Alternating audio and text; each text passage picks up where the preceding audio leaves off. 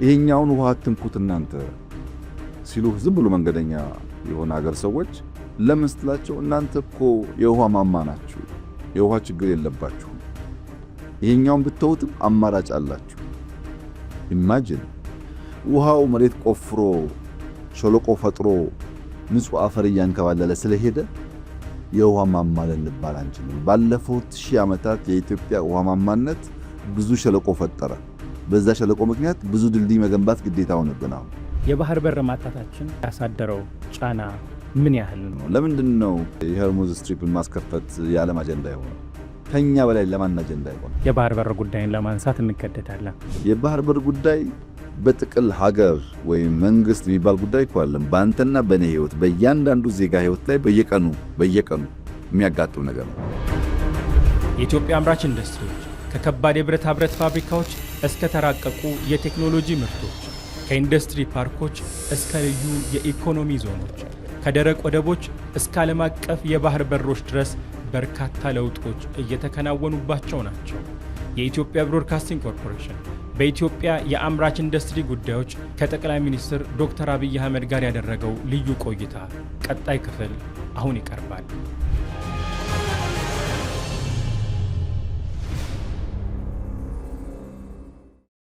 የኢንዱስትሪ ፓርኮች ጉዳይን ስንመለከት ያኔ ኢንዱስትሪ ፓርኮቹ ሲገነቡ በተለይ ከ2010 በፊት ይገነቡ የነበሩት ሀገሩን ትራንስፎርም ያደርጋሉ፣ የዚህን ሀገር የአምራች ኢንዱስትሪ ጉዳይ በጣም ይለውጣሉ የሚል ትልቅ ተስፋ ተጥሎባቸው ነበር እና ምንድን ነው በተፈለገው ልክ እንዳይሄዱ ያደረጋቸው? ምን ጥቅም አስገኙልን? ምንስ ነበር ጉድለታቸው? በተጨማሪ ደግሞ አሁን ካለው ኢኮኖሚ አንጻር፣ ከዓለም አቀፍ ሁኔታዎች አንጻር፣ አሁን ካለው የኢኮኖሚ ስፋት አንጻር እነዚህ የኢንዱስትሪ ፓርኮች ምን ያህል ያራምዱናል? የኢንዱስትሪ ፓርኮች ፋይዳ አላቸው ወይ? ምን ጥያቄ የለውም። ፋይዳ አላቸው። ለዚህ ነው በዓለም ደረጃ ከ6000 በላይ ያሉ ያልኩ። በእኛም ሀገር መጀመሪያቸው ትክክለኛ ነገር ነው፣ አስፈላጊ ናቸው። አካሄዳቸውን መፈተሽ ቢያስፈልግም ኢንዱስትሪያል ፓርክ በጣም አስፈላጊ ነው። አንደኛ ኢንቨስትመንት ለመሳብ ከተበተነው ፋብሪካ ይልቅ ኢንዱስትሪያል ፓርክ ሞር ተመራጭ ነው። ሞር ኢንቨስትመንት ሊስብ ይችላል። ሁለተኛ የመሰረተ ልማት ወጪ ይቀንሳል። እዚህም ምሳሌ እዚህ ጋር ፋብሪካ ካለ ለሱ ኢነርጂ፣ ለሱ መንገድ፣ ለሱ ውሃ ከምትል አንድ አካባቢ ቢሆኑ የኢንፍራስትራክቸር ኮስት ይቀንሳል የግድ ስለሆነ። ሶስተኛ ቅንጅት ይፈጥራል። አንዱ ለአንደኛው ግብዓት፣ አንዱ ለአንደኛው ተጋሪ ሊሆን ስለሚችል ቅልጥፍናን ይፈጥራል። ለአስተዳደርን ይመቻል። አንድ አካባቢ ሲሆኑ በአንድ ማኔጅመንት ልትመራ ትችላለህ።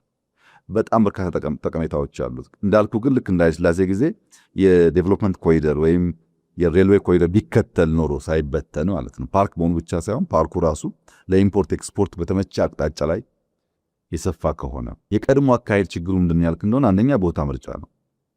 ለምሳሌ ጅማ፣ መቀሌ፣ ባህር ዳር፣ ሐዋሳ ለመበተን አዋጭ አይደለም። ኢንዱስትሪያል ፓርክ እንደዛ አይሰራም። ኢንዱስትሪያል ፓርክ ለኢምፖርት ኤክስፖርት በሚመች አቅጣጫ ላይ ቢሰራ ነገር ነው። አግሮ ቢሆን ችግር የለውም፣ ግብአቶቹ አርሶ አደር ስለሆነ።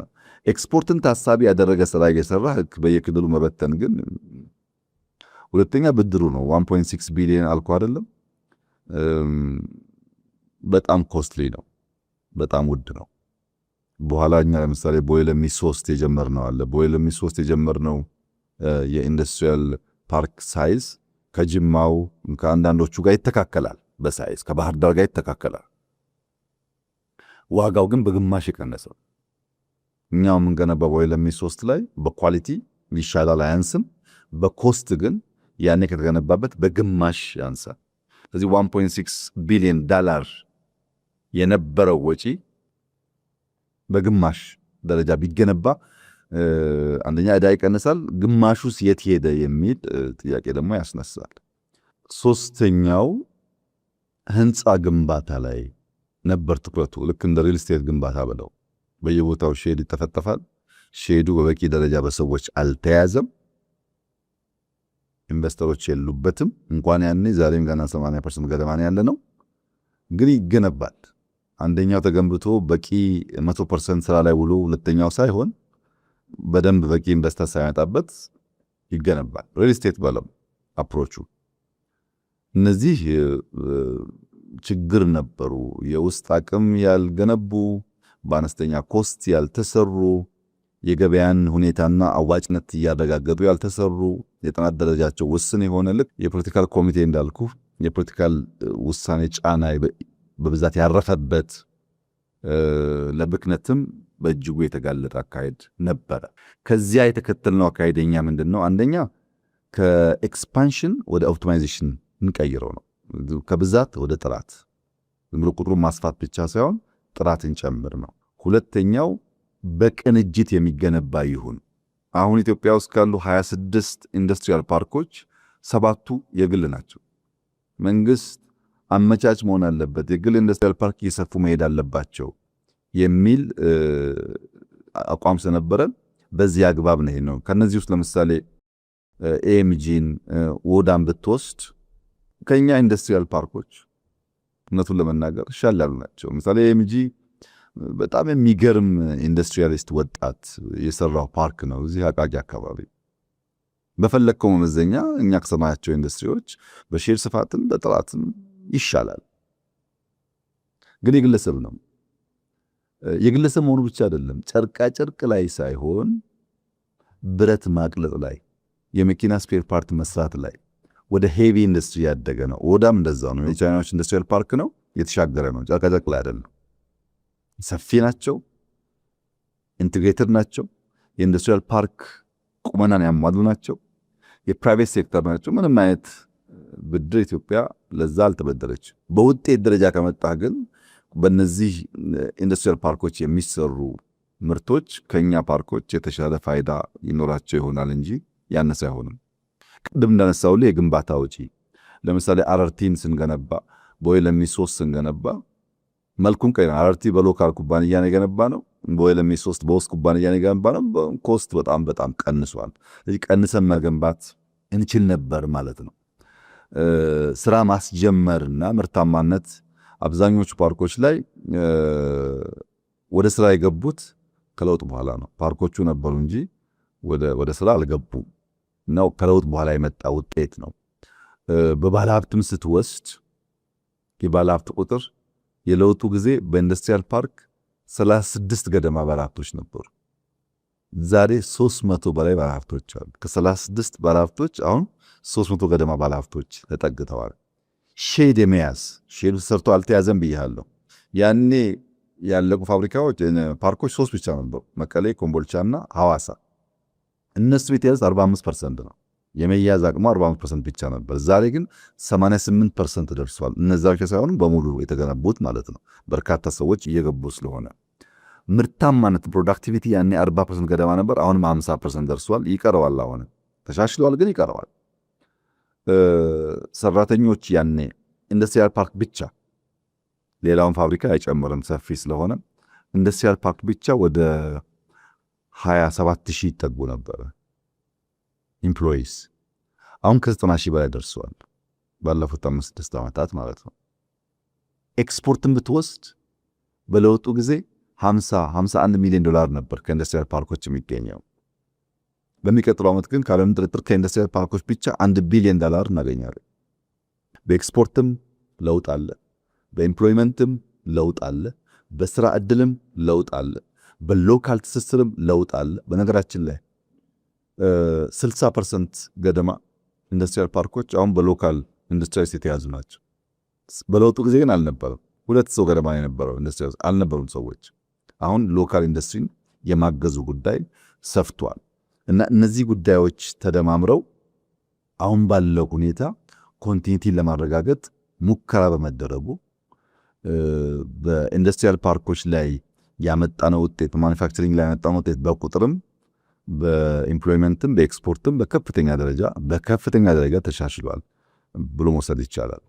የኢንዱስትሪ ፓርኮችን ወደ ልዩ የኢኮኖሚ ዞኖች የማሸጋገር ስራዎችም እየተሰሩ ነው። እርሱን ጉዳይ ቢያብራሩልን። ምንድን ነው ሽግግሩ? ኢንዱስትሪ ፓርኮች ቅድም ላነሳልን እንደሞከርኩት አምራች ናቸው። ወደ ፍሪ ትሬድ ዞን ሲቀየር ግን አምራች ብቻ ሳይሆን ንግድ ማሳለጥ ውስጥ ይገባሉ። ለምሳሌ ዱባይን ብትወስድ ፍሪ ትሬድ ዞን አላቸው። ዋና ዓላማቸው የዓለም ምርት መጥቶ ለሌላው ዓለም ኤክስፖርት ማድረግ ዓላማው። የኛ ዓላማ ግን ኢምፖርት እናደርጋቸው ምርቶች በቀለጠፈ ሎጂስቲክስ ስርዓት መጥተው ለሎካል ማርኬት ማዋል ነው። አሁን ኢትዮጵያ ገብተው እንዲወጡ ሳይሆን ኢትዮጵያ የሚሸጡት ምርቶች ፖርት ስለሌለም በውድ ዋጋ እንዳይመጡ ለማድረግ ማስቻል። ንግድን የሚያሳልጠው ሎጂስቲክስ ያሳልጣል፣ ንግድ ያሳልጣል። ለምሳሌ የድሬዳዋን ነፃ ንግድ ቀጠና ብትወስድ 6 ወር 7 ወር ከተቋቋመ አሁን ባለፉት ወራት ከ27 ሚሊዮን ብር በላይ ግብይት ተካሂዶበታል። በንግድ ነው የማወራ። ይሄ ገንዘብ ከዚህ ቀደም እኛ ጋር የሚቀር አይደለም። አሁን ከድራይ ፖርቱ ጋር አያይዘን በደንብ ስንጠቀምበት ደግሞ በዛው ልክ ሀብቱ ይበዛል። ከኤክስፖርት ባለፈ የሀገር ውስጥ ምርት በመተካት ኢምፖርት ሰብስቲቱሽን ላይ ከፍተኛ ሚና አለው። እነዚህን ለትሬድ ለኢምፖርት ሰብስቲቱሽን ሎጂስቲክስ ዋጋ ለመቀነስ የምንጠቀምበት ክሪቲካል ኤሪያ ስለሆነ የኢንዱስትሪያል ፓርኮች ወደ ፍሪ ትሬድ ዞን ሲያድጉ በፓርክነት ከሚያስገኙት የማምረት ውጤት ተጨማሪ ንግድን፣ ሎጂስቲክስን በመጨመር የተሳለጠ እና ያደገ ሀብት ሊያመጡ ስለሚችሉ ወደዛ እያደጉ ያሉት።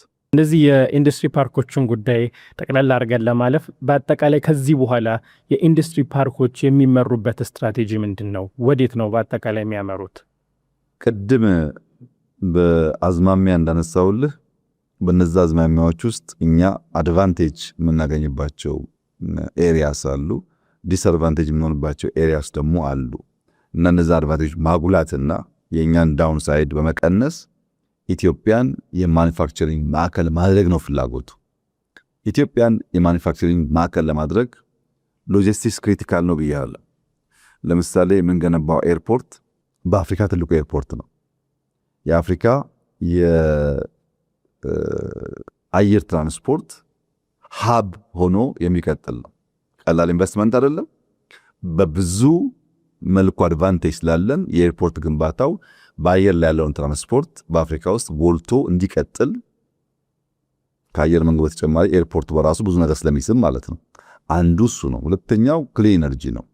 ልክ በህዳሴ በኮይሻ እንደምንሰራው በሶላር እንደምንሰራው ኒውክሌር እንደጀመር ነው ክሊን ኤነርጂ ላይ ማምረት ለውድድር ቅድም ባነሳውልህ ምክንያት በእጅጉ አዋጭ ነው።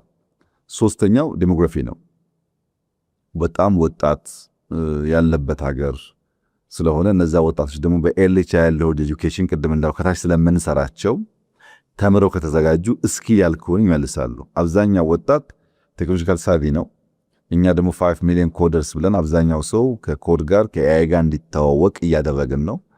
በዚህ ምክንያት ወጣቶች ቴክኖሎጂ የሚገነዘቡ ታች ላይ የተማሩ የተፈጠሩ ሲሄዱ የማኒፋክቸሪንግ ሀብ ለመሆን እድል ይፈጥራል። ፖሊሲያችን ደግሞ ማርኬቱ ላይ ፕራይቬት ሴክተር የምናገዝበት ቦንድ ብለን ሀብት የምናስርበት መንገድ መቅረቱ፣ አብዛኛውን ብድር ወደ መንግስት ማድረጋችን መቅረቱ፣ እነዚህ ጉዳዮች ደግሞ ፕራይቬት ሴክተሩ በከፍተኛ ደረጃ እንዲነቃቃ ያደርጋሉ።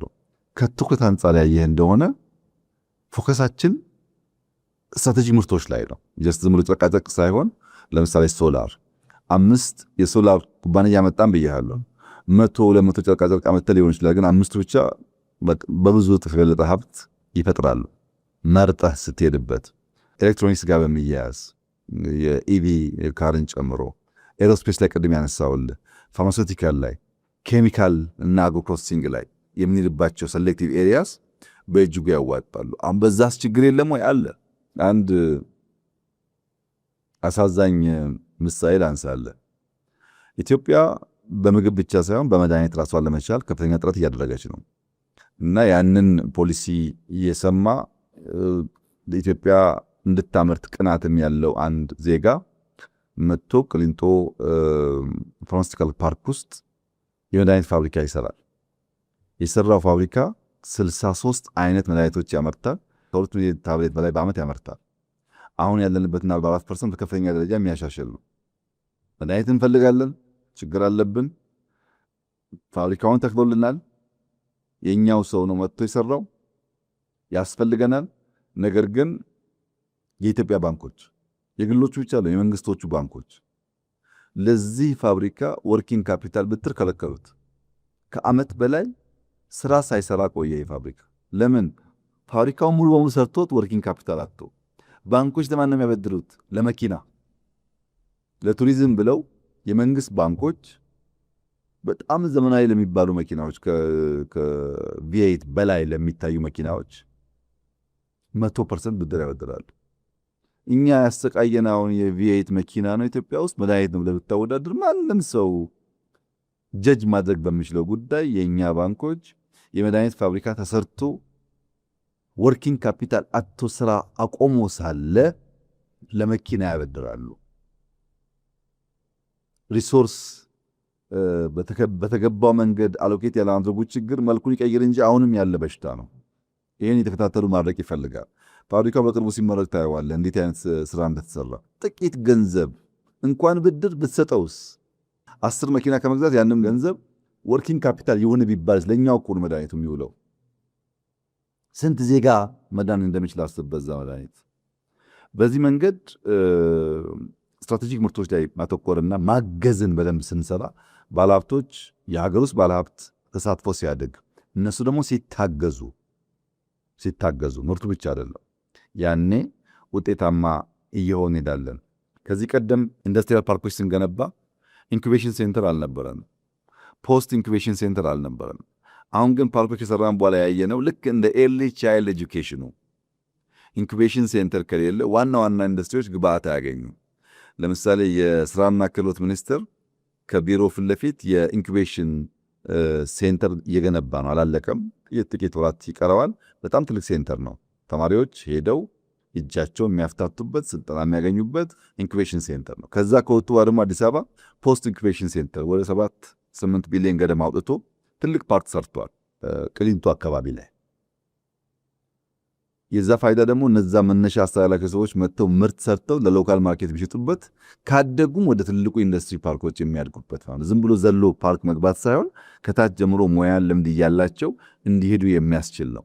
ይህ ትስስር ከልዩ ኢኮኖሚ ዞኖች ጋር ሲቀናጅ የምታስበው የተሟላ ውጤት ያመጣል። በፖሊሲ ከባለፈው ስህተት በመማር የፋይናንሻል ስርዓቱን በማዘመን ብድር በማቅረብ መሬት በማቅረብ ኢነርጂ በማቅረብ ደግሞ እየሄዱ ፎሎ በማድረግ ችግር በመፍታት እያረቅን ከሄድን ካለምንም ጥርጥር በከፍተኛ ደረጃ ውጤታማ የሚያደርገን አካሄድ እየተከተል ነው ማለት ይቻላል። እንግዲህ አንዳንዶቹ ነጥቦች ላይ ተጨማሪ ጥያቄዎች አሉን፣ ግን አንድ ነጥብ ቀድመን ብናነሳ ደስ ይለኛል። አንድ ትልቅ ቃል አለ ደጋግመን የምንሰማው ኢትዮጵያ ታምረት የሚባለው ንቅናቄ ባለፉት ጥቂት ዓመታት ውስጥ ትልቁ ንቅናቄ ተደርጎ ሊወሰድ የሚችል ነው። ከዚህ ጋር የሚመሳሰሉ ሌሎች ንቅናቄዎችም ከዛ በፊት ማነቃቂያዎች ለዚህ ለአምራች ኢንዱስትሪ ዘርፉ ሲደረጉ ነበርና ኢትዮጵያ ታምረት ከነዛ ቀድሞ ይደረጉ ከነበሩ ማነቃቂያዎች የተለየ የሚያደርገው ምንድን ነው? በአንድ በኩል በፍልስፍናው፣ በሁለተኛ መልኩ ደግሞ ባተገባበሩ እስካሁን ያፈራው ፍሬ ያመጣው ውጤት ምንድን ነው? አንዳንድ መከራ አንዳንድ ችግር ያስተምር የለም። ኮሮናና የአገዋ መሰረዝ ኢትዮጵያን ብዙ ያስተማራት። ኢትዮጵያ ውስጥ ይመረትና ኢትዮጵያ ታምርት ለየቅል እሳቤ። ኢትዮጵያ ውስጥ ይመረት ማለት ባለሀብቱ ከየትም የመጣ ቢሆን ኢትዮጵያ ውስጥ እስካመረተ ድረስ ተጠቃሚ እንሆናለን ነው አስፈላጊ ጉዳይ። ኢትዮጵያ ታምርት ግን ልጆቿን በስፋት ወደ ምርታማነት ወደ ጥራት ታስገባ ግን ማለት ኮሮና ቢመጣ የማይሸሹ አገዋ ቢሰረዝ የማይሸሹ የኛ የሆኑ ሰዎች እናበራክት ማለት ነው። ይህን ከጀመርን ጥቂት ዓመታት ወስዶብናል። የሚገርም ውጤት እያመጣ ነው ያለው። የራስ የሆነ ስትራቴጂዎች አሉት። በቀላሉ ለማስታወስ እንዲመች ኤቢሲዲ ስትራቴጂ እንላቸዋለን። የመጀመሪያው ኤ ኦቶኖሚ ነው። ኦቶኖሚ ውስጥ ከመንግስት መር ወደ ግል ዘርፍ የኢንዱስትሪ ልማቱ መሸጋገር አለበት። የግል ዘርፍን የሚቸግረውን ነገር እየደገፍን እያበረታታን እያገዝን ማበራከት አለብን የሚል እሳቤ ነበረ። ዛሬ ኢትዮጵያ ውስጥ ኢንዱስትሪን ጨምሮ አጠቃላይ በንግድ ዘርፍ 2.6 ሚሊዮን ዜጎች ንግድ ፍቃድ አላቸው። ይህን ቁጥር ወደ ኋላ ብትመለስ አታገኘውም። 2.6 ሚሊዮን ሰዎች በኢንዱስትሪውም አጠቃላይ ትሬድ ላይ ላይሰንስ አላቸው። ለምን? የግሉን ዘርፍ በብዙ መንገድ ወደ ስራ ወደ አምራችነት እንዲገባ ፑሽ ማድረግ ሲጀመርን ማለት ነው። አነስተኛና መካከለኛ ኢንዱስትሪዎች የለውጡ ጊዜ ዝቅተኛው አይጨምርም። ዝቅተኛው ኢንዱስትሪ በመቶ ሺዎች የሚቆጠር ነው። እነሱን አልቆጥራቸውም። አነስተኛና መካከለኛ በስታንዳርዱ ብቻ በለውጡ ማግስት 8000 ገደማ ነበሩ። ዛሬ 26000 ደርሰዋል። ከ8000 26000 በላይ ደርሰዋል አነስተኛና መካከለኛ ኢንዱስትሪዎች። ዝቅተኞቹ በመቶ ሺዎች ይቆጠራሉ ብያለሁ። ከመካከለኛ በላይ ከፍተኛ የሚባሉ ኢንዱስትሪዎች 3000 ገደማ ደርሰዋል ብዬ ነበረ። አሁን ወደ 4200 ገደማ ደርሰዋል። እነዚህ እንግዲህ እንደነ ማዳበሪያ እንደ ቦይ ለሚ ያሉ ሲሚንቶ ፋብሪካዎች አሁን የዳንጎቴን ሲሚንቶ ፋብሪካ ማስፋት ሄቪዎቹን እነ ጋዝን እነ ብረትን ያካትታል ማለት ትላልቆቹን ከ3000 ወደ 4200 አድጓል። መካከለኛውና ዝቅተኛውን ከ8000 26000 አድጓል። ይሄ በውጭ ቀጥተኛ ኢንቨስትመንት ፍሰት እድገትም በኢነርጂ አጠቃቀምም ይታያል። ለምሳሌ ዘንድሮ የውጭ ቀጥተኛ ኢንቨስትመንት እድገት የዚህ ዓመት ብቻ ወደ 22.7% አድጓል። እድገት አለው። ኢነርጂም ከዛ በላይ አድጓል። ለኢንዱስትሪ የምንጠቀመው ኢነርጂ ፍጆታ ከዛ በላይ አድጓል። የመጀመሪያው ኦቶኖሚ እነዚህን ያካትታል። ሁለተኛው በቢ የሚገለጠው ደግሞ የባክዋርድ ሊንኬጅ ነው። ባክዋርድ ሊንኬጅ ማለት ግብአት በሀገር ውስጥ መተካት መቻል። ኢንዱስትሪዎች ይመጡና እዚያ ያመርቱና ለግብአት ብሎ መልሶ ዶላሩ ይወጣል። እነዛን ለግብአት የሚጠቀማቸውን ጉዳዮች ለይተን በሀገር ውስጥ ማምረት ብንችል ግን ብዙ የውጭ ምንዛሪ እናስቀራለን። ለምሳሌ ከለውጡ ማግስት ከባቢ 90% በላይ የሚባለው ግብአት ከውጭ መጣ ነበር። 90% ያሉን ፋብሪካዎች ኢንፑታቸው፣ ግብአቶቻቸው ሮ ማቴሪያልስ ከውጭ መጡ ነበር።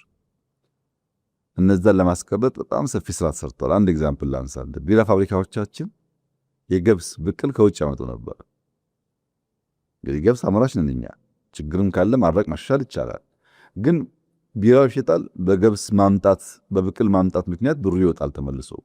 አሁን 100% የገብስ ቢራ ብቅል ኢትዮጵያ ውስጥ ይመረታል። ለምሳሌ ለልብስ ስትወስድ ቴክስታይል ለዛ አለ እያል ዩኒፎርም ከውጭ ነበር የምናመጣው። የመከላከያ የፖሊስ ዩኒፎርም ከውጭ እናመጣ ነበር። አሁን 100% እናመርታለን። ለውጮችም ዩኒፎርም እንሸጣለን። አሁን ግብአት እዚሁ ማስቀረት ማለት ነው። ስንዴን ለመውሰድ ትችላለህ። $1 ቢሊዮን እኛ ከመጣን በኋላ በየዓመቱ $1 ቢሊዮን እናወጣ ነበር ለስንዴ። አሁን ያቀርቷል። ብዙ ኤሪያ ላነሳልህ እችላለሁ። በሀገር ውስጥ ግብአት መሸፈን መቻል ማለት ነው። ከዚህ በተጨማሪ በአራቱ አግሮ ኢንዱስትሪያል ፓርኮች ወደ 1.2 ሚሊዮን አርሶ አደሮች ግብአት ያቀርባሉ። ታቅፈው ተደራጅተው ግብአት ያቀርባሉ። ለምሳሌ ድሮ በቆሎ እናመርታለን፣ እንቆለዋለን፣ እንቀቅለዋለን፣ ይታወቃል። ዛሬ በቆሎ ወደ 13-14 አይነት ፕሮዳክቶች ይወጣል። ሴሪያል ይሰራል፣ የልጆች ምግብ ይሰራል፣ አልሚ ምግብ የሚባለው። በኢንዱስትሪያል ፕሮሰሲንግ አቅማችን በቆሎ ለብዙ ነገር ማዋል እየጀመረ ነው። ለኤክስፖርትም እንዲመች አሁን በየሆቴል ለምሳሌ ሴሪያልስ የምታያቸው የቁርስ ለሚቀርቡት ኢምፖርት ይደረጉ ነበረ። ለምን? በቆሎ እያለ ፕሮሰስ ለማናረጋቸው። እሱም ኢንዱስትሪያል ፓርኮች አሁን ስራ ተጀምረዋል። ዘይት መጭመቅ የመሳሰሉት ጉዳዮች በሎካል ግብአት እንዲሟሉ እያደረግን ወደ ውጭ የሚወጣውን ገንዘብ ለመቀነስ ተሞክሯል። ባክዋርድ ሊንኬጁ እሱ ነው። ሶስተኛው ሲ ላይ ካፓሲቲ ዩቲላይዜሽን ነው። ያለንን አቅም ማነቆዎች ፈተን መጠቀም መቻል። መጠቀም ብቻ ሳይሆን አሟጦ መጠቀም መቻል። ብዙ ፋብሪካዎች ኢትዮጵያ ውስጥ ነበሩ፣ ግን ቆመዋል። ወይ ኤነርጂ የላቸውም፣ ወይ ቅድም እንዳልኩት ወርኪንግ ካፒታል ችግር አለ፣ ወይ መሬት አንሷቸዋል በሆነ ምክንያት እና የማኒፋክቸሪንግ ካውንስል በእኛ ኦፊስ አቋቁመን ስራ ከጀመርን ወዲህ ከ800 በላይ የተዘጉ ፋብሪካዎች ስራ ጀምረዋል። 800 ፋብሪካዎች ተሰርተው ግን ተዘግተዋል፣ ስራ አይሰሩ። የሚቸግራቸውን ነገር በመደገፍ ብቻ ወደ ስራ እንዲገቡ ተደርገዋል። ሁለተኛ የማምረት አቅም። እኛ ሀገር የነበሩ እነዚያ የቀጠርኩልህ 3000 ምናምን ሺህ ፋብሪካዎች 47% ብቻ ያመርቱ ነበር። አንድ ፋብሪካ ማምረት ከሚችለው ከግማሽ በታች ነበር የሚያመርተው፣ 47% ብቻ። ይህ በጣም ጉዳት ነው። ያ አዳዲስ ፋብሪካ ሳያካትት ዛሬ የማምረት አቅማቸው ወደ 67% አድጓል። ከ47 67% ወደ 40% ገደማ አድጓል። ያሉ ፋብሪካዎች ብቻ የሚጎላቸውን ነገር በመጨመርና በማከል 20 ከ47 20% ጨምረን ፐርሰንት አይደለም በፐርሰንት ወደ 40 ይጠጋል። ኦልሞስት ግማሽ የሚጠጋውን ኢንሃንስ አድርገናል ማለት ነው። 47ቱ ለምሳሌ 24% ብናደርሰው 67 የሆነውን 70 ብናደርሰው እጥፍ ሆነ ማለት ነው። ይሄ በካፓሲቲ ዩቲላይዜሽን የመጣ ለውጥ ነው። የሀገር ውስጥ ምርቶች የገበያ ድርሻ ድሮ ምርት ኢንዱስትሪ ሲያመርት ለሎካል ኮንሰምፕሽን የምንጠቀምበትና ከውጭ የምናስገባውን ሬት ስትወስድ አሁን 44% የሀገር ውስጥ ፍጆታችን የኢንዱስትሪያል ፕሮዳክት ማለት ነው በሀገር ውስጥ እናመርታለን። ይሄ ማደግ አለበት። ከውጭ የምናስገባው አንሶ በእኛ ኢንዱስትሪ ተመርተው ለእኛ ጥቅም የሚውሉት ማደግ አለባቸው። እሱን ለማድረግ አሁን 44% ደርሰናል። ይቀጥላል ማለት ነው። ይሄ ሁሉ በካፓሲቲ ዩቲላይዜሽን እና ኢትዮጵያ ታምርት ንቅናቄ ውስጥ ምንድናቸው እያልን አንድ በአንድ ቆጥረን እየለየን ያመጣናቸው ናቸው። አራተኛው በዲሚ የሚወሰደው ዳይቨርሲፊኬሽን ነው። ዳይቨርሲፋይ ማድረግ ተኪ ምርቶች ያካተተ ማርኬትን ማረጋገጥ፣ በሀገር ውስጥ ሊመረቱ እየቻሉ ከውጭ እናስገባቸው የነበሩ ምርቶች የተካናቸው ከ3.6 ቢሊዮን ዶላር በላይ ናቸው። ቅድም ያነሳቸውን ያልጠቀስኳቸውን ጨምሮ 3.6 ቢሊዮን ዶላር የሚጠጋ ሀብት ከውጭ እናስገባ የነበረውን አሁን በሀገር ውስጥ ማምረት ጀምረናል። እስካሁን 96 ገደማ ሊተኩ የሚችሉ ምርቶች ተለይተዋል። ሁሉን ተከታታይ አልጨረስንም፣ ግን መተካት እንችላለን። የለየናቸው 96 ምርቶች አሉ። አንድ በአንድ እየተካን ስንሄድ ቅድም ያልኩት የኛ የሎካል ምርት ተጠቃሚነት ፐርሰንቴጅ በከፍተኛ ደረጃ ያድጋል። አንድ በአንድ ለመመለስ እየሰራ እንገኛለን። ለምሳሌ የምግብ ዘይት ሊተካ ይችላል። ሴራሚክ በጣም ከፍተኛ አቅም አላት ኢትዮጵያ፣ ሊተካ ይችላል። በእኛ እምነት በሚቀጥሉ ዓመት 100% ሴራሚክ እንተካለን። መስታወት ሊተካ ይችላል። ኦሮ አለን። ዓመት ተኩል ሊፈጅ ይችላል፣ እንተካለን ሙሉ በሙሉ። ብረት አጀማመራችን ከኋላ ቢሆንም ኢትዮጵያ አሁን ባላት የማቅለጥ አቅም ኦሩ ሲቀር ስክራብ ማግኘት ከቻለች 100% ብረት አቅልጣ ለሎካል ፍጆታ ማዋል ኤክስፖርት ማድረግ ትችላለች በስክራብ እንደ አንዳንድ ሀገሮች። ግን እኛ በቅርቡ ኦር ላይም ከቻይና ኩባንያ ጋር ስራ ጀምረናል። ኦሩን ከጀመርን የብረት ጉዳይ ተፈታ ማለት ነው። የብረት ጉዳይ ከተፈታ ደግሞ በከፍተኛ ደረጃ ኢንዱስትሪ በሁሉም ሴክተር በኢንፍራስትራክቸሩም በሃውሲንጉም ትራንስፎርም ያደርገዋል። ግን በማቅለጥ በፈለገው ደረጃ ብረት በማውጣት ደረጃ ኦልሬዲ ኢትዮጵያ የተሟላ አቅም ገንብታለች፣ ኦሩ ሲቀር ማለት ነው። መድኃኒት ቅድም እንዳነሳሁት ወደ 44% ደርሰናል። አሁን በዚህ ዓመት ከ50 ላይ እናልፋለን። ብዙ እድል አለ መድኃኒት ለማምረት በሀገር ውስጥ። እንዳይመረት ፍላጎቶች ያሉ ገበያውን የተቆጣጠሩ ኃይሎች ትንሽ ይተናነቃሉ። ግን እሱንም ቢሆን በብዙ ርቀት እንመልሳለን። ዩኒፎርም ቅድም እንዳነሳሁት እነዚህና መሰል ጉዳዮችን ለይተን 96 ገደማ ናቸው ለይተን ብንተካ ብዙውን ነገር ማስቀረት ይቻላል። ከሀገር ውስጥ ባለሀብት 65% አሁን ፓርኮች ውስጥ ገብተዋል። ቅድም እንዳነሳው ፓርኮች ውስጥ የኛ ዜጎች አልነበሩ። ኤፍዲአይ እና ኤክስፖርት ነው እሳቤው፣ ከውጭ ማምጣትና ኤክስፖርት ማድረግ ነው። አሁን ደግሞ የሀገር ውስጥ የሚግባ ለሎካልን ኢምፖርት ሰብስቲቱሽን ካደረገ ጥሩ ነው። ኤክስፖርት ብቻ መሆን የለበት። ቢኮዝ ባዶ ነው ፓርኩ። ገንብተው ባዶ ሆኖ ሳለ ስንት ምርት ልታመርትበት እየተገባ ኤክስፖርት ብቻ ነውና አትገቡም ብለህ ባዶ መታቀፍ ትክክለኛ አካሄድ አይደለም። አሁን 65% የእኛ ዜጎች ናቸው በፓርኮች ውስጥ ያሉት። የራሳቸውን የገነቡ አሉ፣ በእኛ ፓርኮች ውስጥ የሚሰሩ አሉ። ቴክኖሎጂ ተኮር ምርቶችን ቫልዩ አዲሽን ላይ እንደዚሁ በጣም ከፍተኛ ስራ ይሰራል። ለምሳሌ ሶላርን ብትወስድ 13.5 ጊጋዋት ኢነርጂ ማምረት የሚችል ሶላር ኢትዮጵያ ውስጥ ይመረታል። በጣም ትልቅ አቅም ነው። ማዕድን ተኮር ፕሮጀክቶችን ብትወስድ ወርቅ እና ምርትና ሸጥ ነበር። አሁን ጎልድ ሪፋይነሪ እየገነባ ነው። ለመጀመሪያ ጊዜ ኢትዮጵያ ውስጥ ቢበዛ 2 ወር 3 ወር ገደማ ውስጥ ይመረቃል። የዛሬ 3 ወር እስከ ሰኔ መጨረሻ አካባቢ የጎልድ ሪፋይነሪ ኢትዮጵያ ውስጥ ይመረቃል። ይሄ በጣም ኢትዮጵያ ውስጥ ያለውንም ወርቅ በአካባቢ ያለውንም ወርቅ ለመጠቀም በከፍተኛ ደረጃ የሚያግዝ ነው። በቀላል ኢንቨስትመንት የሚሰራ ነው። ቫልዩ አዲሽን ላይ ያለን ስታዊ ችግር ነው እስካሁን እንዳለ ጥሬውን የሚያስልከን። አሁን ግን ያንን የሚፈታ ስራ ተሰርቷል። 2 ወር 3 ወር ገደማ ውስጥ ይመረቃል። የፈርቲላይዘር ቅድም እንዳነሳሁት በጣም በጣም ኢምፖርታንት አቅም ነው። የናቹራል ጋዝ የጀመረው ከፍተኛ አቅም ነው። አሁን ቅድም ባነሳሁልህ ኢትዮጵያ ወደብ አልባ በመሆኗ በጅቡቲ ማስገባቷ ብቻ ሳይሆን ችግሩ ከጅቡቲ ድሬዳዋ ድረስ 200 ኪሎ ሜትር ፓይፕላይን ዘርግታ ቢሆን ኖሮ ከጅቡቲ ቀጥታ ነዳጁ ልክ እንደ ውሃ ቧንቧ መጥቶ ድሬዳዋ ከደረሰ በኋላ ቦቴዎች የሚቀሉ ቢሆን አሁን ያለው ሐሰል ምን ያክል እንደሚቀንስ አስበው። መንገዱ፣ ኮስቱ፣ ጊዜው ስንትና ስንት ነገር መቀነስ ይችላል ፓይፕላይን በመዘርጋት። ያወጣነው ሀብት ከዛ የሚያንስኑ አይደለም። በባቡሩ በመንገዱ በምናምኑ ፓይፕላይኑን ብንዘረጋ ኖሮና ፍሳሽ ነዳጁን ጋዙን በሱ ብናመጣ በከፍተኛ ደረጃ ለውጥ ያመጣልና ኢትዮጵያ ታምርት እንቅስቃሴ በጥቅሉ ኢትዮጵያ ውስጥ ያለን አቅም በደንብ መንዝረን ለመጠቀም ጋፖቻችን ለመለየት ተኪ ምርቶች ለማምረት የአገር ውስጥ ኮንሰምፕሽን በስፋት ለማምረት ኢንዱስትሪዎች እንዳያመርቱ ያገዳቸውን ነገር ለይቶ ለመደገፍ ኢትዮጵያ ኢንዱስትሪያሊስቶች እንዲኖራት ለማድረግ ኢትዮጵያውያን የሆኑ ማለት ነው በከፍተኛ ደረጃ ውጤት እያመጣንበት ያለ ስራ ነው።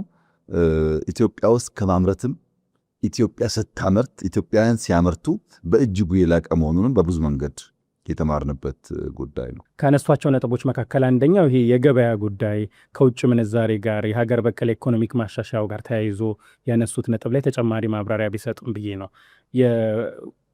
ከሆነ ዓመታት በፊት ስብሰባዎች ሲደረጉ ውይይቶች ሲደረጉ ለምንድን ነው ምርታማነት እንዲህ ሆነው ነው ሲባል በአብዛኛው ከባለ ሀብቱ ከአምራቾች የሚነሳው ነጥብ ከውጭ ምንዛሬ ጋር የተያያዘ ጉዳይ ነበር በስፋት ያነሱ የነበሩት። አሁን እንግዲህ እነዛ ለውጦች ተደርገዋል። ገበያውም ከፈትፈት እያለ ነው። የውጭ ምንዛሬውም ላይ ብዙ ለውጦችን ተከታታይ እርምጃዎችንም እንዲሁ እየተመለከትን እንገኛለን። ይህ ለአምራች ኢንዱስትሪው የፈጠረው እድል ምንድን ነው? በተጨባጭ እስካሁንስ ምን ያመጣው ለውጥ አለ? የማክሮ ኢኮኖሚክ ሪፎርሙ ለኢትዮጵያ ያመጣው ለኢትዮጵያ እድገት፣ ለኢትዮጵያ ኢንዱስትሪ፣ ለኢትዮጵያ ምርታማነት ያመጣው ውጤት በቀላል የሚታይ አይደለም። እውነት ለመናገር ስር ነቀል የሚባል ስራ ነው። በጣም የዘገየና ስር ነቀል የሚባል ስራ ነው። የማክሮ ኢኮኖሚክ ሪፎርሙ ሳይሰራ የነበረው የኢኮኖሚክ ጉዞ እግር ታስሮ እንደመሮጥ ነው። እግር አስረህ ሩጥ እንደማለት ነው። የሆነ መፈታተግ፣ መተሻሸት፣ መነቃነቅ ሊኖር ይችላል፣ ግን የፈለክበት መድረስ አይታሰብም። ምክንያቱም አንቆ ይዞታል። የሪፎርሙ ትኩረት አንደኛ ገበያውን ክፍት ማድረግ ነው። ሰርተን የሆነ ሰዎች የሚተማመኑበት ፕሬዲክተብል የሆነ ኢንቫይሮንመንት የንግድ ኢንቫይሮንመንት መፍጠር ነው። ይሄ ያኛው ማክሮ ኢኮኖሚክ ሪፎርም መታሰሩ ለዚህ በጣም ከፍተኛ ተግዳሮት ስለነበረ የግሉን ዘርፍ ይዞታ ማስፋት ነው። የመንግስት የልማት ድርጅቶች በገበያ ውስጥ እንደ ማንኛውም ቢዝነስ የሚወዳደሩ እንጂ ለነሱ የተለየ ብድር የተለየ ለሚቀርብላቸው መሆን የለባቸውም ነው። የኢትዮጵያ ሶቨረን ዌልዝ ከተቋቋመ በኋላ የመጣው እመርታ የመጣው ውድድር በደንብ ለምሳሌ ኤልፓን ብትወስድ ባለፈው 6 ወር 7 ቢሊዮን ብር አትርፏል። ለመጀመሪያ ጊዜ ትርፍ የሚባል አያውቅም የለም። ቢኮዝ በቢዝነስ ህግ ነው የሚመራው። እያንዳንዱ ኩባንያዎች ብትወስዳቸው በፖለቲካል ኮሚቴ አይመሩም። በቢዝነስ ህግ ትርፋማ በመሆን የሚሰሩት የሚቀር ብዙ ጉዳይ አለ። ለውጡ ግን በጣም አስደናቂ ነው። የፋይናንስ ዘርፍ ማሻሻያው አንደኛ ብሔራዊ ባንክ ላይ ከፍተኛ ማሻሻያ ተደርጓል። ኦቶሜሽን የፋይናንሻል ትራንዛክሽኑ አንተ ከዚህ ባንክ ሄደህ ብር አውጥተህ ምናምን የነበረው ጉዳይ በቴሌ ብር ምን ያክል ላይፍህን እንዳቀለለው ያው አንተ የምታውቀው ነው። ከዚህ ወደ ቤተሰቦችህ 50 ብር 100 ውስጥ ልክም ያለውን ፉጣ አውረድ ምን ያክል እንደቀነሰ ይታወቃል። የካፒታል ገበያ ኢትዮጵያን የሚያክል ሀገር በካፒታል ገበያ ውስጥ ካፒታልን ለማርኬት አቅርባ ካፒታልን በማርኬት ውስጥ ኢንጀክት አድርጋ ለመጫወት እድል አለማግኘቷ አንዳንድ ቦታ ካፒታል ታስሮ አንዳንድ ፍላጎት ጎልቶ እንዲታይ አድርጓል። ብዙዎች እኮ አሁን ወጣ ወረደ ብሎ የሚያወጥ ጉዳይ ካፒታል ማርኬት ነው። እዛ ውስጥ እኛ አልነበርንም። የመንግስት ወጪና ገቢ አስተዳደር አሻሽለዋል። ኢትዮጵያ ውስጥ በሚሰሩ ስራዎች ሁሉም ሰው የሚጠይቀን ገንዘብ ኬት ታመጣላችሁ ነው። ምክንያቱም ብዙ ፕሮጀክቶች ናቸው ያሉት፣ በጣም ብዙ ፕሮጀክቶች። በነገራችን ላይ ለመስራት እኮ አይደለም ለማስመረቅ እንኳን የሚያዳግቱ ናቸው። በጣም ብዙ ፕሮጀክቶች ይሰራል ኢትዮጵያ ውስጥ እና ገንዘብ ጥያቄ ይነሳል። ይህ የውጭና የገቢ አስተዳደር ጉዳይ ነው። ገንዘብ ቅድም እንዳነሳሁት በብድርም በልመናም በገቢም ሲገኝ በትክክለኛው ቦታ በትጋት ካዋልከው አገር ይቀይራል። በዚች ጥቂት ዓመታት ውስጥ ኢትዮጵያ ውስጥ የምናየው ለውጥ የመጣው ገንዘባችንን በቁጠባ እዚሁ ለማፍሰስ ባለ ጥረት ነው። ብሩን ተበድረን ሪል ስቴት ሰርተን የቀረውን አየር ላይ ማጥፋት ሳይሆን በተቻለ መጠን ገንዘቡ እዚሁ አገር እንዲፈስ ለማድረግ በመሞከር ነው እና በውጤት ደረጃ ስትመለከት አንደኛ የውጭ ምንዛሪ አቅርቦት ጨምሯል፣ ኤክስፖርት ጨምሯል። የዚችን 9 ወር ኤክስፖርት ብትወስድ ይሄው ጉዳይ የኢራኑ ጉዳይ በዚህ ወር ከፍተኛ ደረጃ ጫና ፈጥሮብን ወደ 7.6 ቢሊዮን ዶላር ኤክስፖርት አድርገናል። አምና 8 ነበር አይደል? አሁን በ9 ወር 7.6 ገብተናል። የቀጡት 2 ወራት በአሁኑ ፔስ እንኳን ብንሄድ 2.4 2.5 ቢሊዮን ኤክስፖርት ብናደርግ በዚህ ዓመት 10 ቢሊዮን ዶላር ኤክስፖርት አደረግን ማለት 10 ቢሊዮን ዶላር ማለት የኢትዮጵያ የ3 ዓመት ኤክስፖርት ድሮ አይደለም ከለውጥ በኋላ በ3 ዓመት የነበረውን ኤክስፖርት በአንድ ዓመት ያመጣ ነው። በዚህ ነው ይሄን 10 ዓመት ሰርተ ነው ቢሆን 20 ዓመት ሰርተ ነው ቢሆን ዛሬ እንደርስ ነበር ብላ ሰው ፖሊሲው ብቻውን አይሰራም። ፖሊሲውን እንዲሮጥ የሚያደርጉ በጣም ብዙ ጉዳዮች አሉ። ልምምዱ በራሱ ገበያ መተሳሰሩ፣ ከስተመር መለየቱ፣ የከስተመር ፍላጎት ማወቁ፣ በፍላጎት ልክ ማምረቱ፣ ለፍላጎት የሚመጥን ጥራት ማምረቱ፣ ያ ሁሉ ፖሊሲ ብቻ አይመልሰው፣ ልምምድና ጊዜ ይፈልጋል። ኢማጂን ሪፎርም ውስጥ ገብተን በጥቂት ጊዜ ውስጥ 10 ቢሊዮን ደረስን ማለት የዛሬ 10 እና 15 ዓመት አድርገን ቢሆን ኖሮ ይህን ጉዳይ ዛሬ እንደምንደርስ አስበው። አሁን ታየዋለህ በ5 ዓመት ፔሱ እንዴት እያደገ እንደሚሄድ ተኪ ምርቶች ላይ ቅድም እንዳነሳው 3.6 ቢሊዮን ዶላር እናወጣባቸው የነበሩ ጉዳዮች በአገር ውስጥ እናመርታለን። ይሄ ማለት ለውጭ ምንዛሪ የምናውለው ወጪ ቀነሰ ማለት ነው። በፎሪን ዳይሬክት ኢንቨስትመንት በቅርቡ እንደሰማችሁት ነው በጣም ከፍተኛ የውጭ ሀብት ሳቢ ከሚባሉ የአፍሪካ ሀገሮች ኢትዮጵያ በቀዳሚዎች ውስጥ ትመደባለች። በጣም በከፍተኛ ደረጃ የውጭ ኢንቨስትመንቶች እየመጡ ነው። ኤርፖርት ላይ ኢንቨስት የሚያደርጉ፣ በክሊን ኤነርጂ ኢንቨስት የሚያደርጉ በጣም ትላልቆች። ራሱ የማዳበሪያውና የጋዝ ኢንቨስትመንቱ በቀላል የሚታይ አይደለም። ሪዘርቭ አሁን ኢትዮጵያ ያላት ሪዘርቭ ከለውጡ እኮ ለማውራ የዛሬ 3 ዓመት ካለው 3-4 እጥፍ አድጓል እና ብዙ ነገር ብዙ ቢቀረንም የመጣንበት ርቀት ግን የሚያጓጓ ነው። ለካ እንዲሚቻል ነበር፣ እንዲመከወን ስንችል ነበር ታስረን የተቀመጥነው የሚለውን ነገር ያመላክታል። ሪፎርሙ ሲጀመር ብዙ አቃቂር ያወጡ ብዙ ክፉ ነገር የተነበዩ ሰዎች ነበሩ። አሁን ከተግባር አይተው ትምህርት የወሰዱ ይመስለኛል። ማንኛውም ነገር በእውቀት በዲሲፕሊን በጥናት የምትከውነው ከሆነ ውጤት ያመጣል። ሌላ ዓለም የሰራ ጉዳይ እዚህ አይሰራም ብለህ የምታስብበት ምክንያት የለም። ሌላ ዓለም ያሳኩበትን መንገድ ተምረን በእኛ ሁኔታ ደግሞ አሻሽለን እናስተካክለን ከሄድን ውጤታማ ሊያደርግ እንደሚችል በበቂ ደረጃ የተማርንበት አንድ ቁልፍ ጉዳይ የሪፎርሙ የማክሮ ኢኮኖሚክ ሪፎርሙ ሂደት ነው። አበረታች ውጤት እያገኘንበት ነው። ይህም ተጠናክሮ የሚቀጥል ይሆናል። ቅድም ካነሷቸው ቁልፍ ጉዳዮች መካከል አንደኛው የመሰረተ ልማት ጉዳይ ነው። የመሰረተ ልማት ጉዳይ ቅድምም ብለውታል፣ በጣም ትልቅ ፍላጎት አለ። የመሰረተ ልማት ሁኔታችን ደግሞ የት ደረጃ ላይ እንዳለ እንዲነግሩ ነው። አሁን ካለው ፍላጎት ከኢኮኖሚው እድገት አጠቃላይ ዓለም ካለበት ሁኔታ አንጻር የኢትዮጵያ የኢንዱስትሪ መሰረተ ልማት ምን ደረጃ ላይ ነው ያለው? ያለውን ፍላጎት ለማሟላትስ ምን እየተሰራ ነው? ኢንዱስትሪው ምናል ለእድገት ልብ ነው አልናል። ኢንዱስትሪው ለኢኮኖሚ ልብ ከሆነ መሰረተ ልማት ደግሞ ደም ስር ነው። የልቡ ምት ደም ስሩ ከተቆረጠ ከአንድ ጫፍ ሌላኛው ጫፍ ደም አይዘዋወርም።